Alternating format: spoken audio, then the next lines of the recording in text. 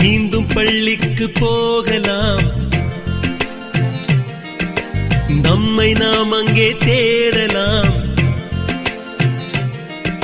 Slate குச்சி கடன் வாங்கலாம், ஸ்லேட்டில் பேர் எழுதி பார்க்கலாம்.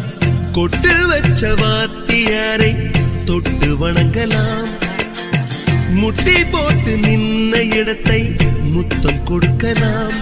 பள்ளிக்கூடத்தில் சொன்ன பாடத்தில் இந்த உலகத்தை நாம் அறிந்தோம். அன்னை மடியென நம்மை தாங்கிய இந்த பள்ளியை ஏன் மறந்தோம்? மீண்டும் பள்ளிக்கு போகலாம், நம்மை நாம் அங்கே தேடலாம்.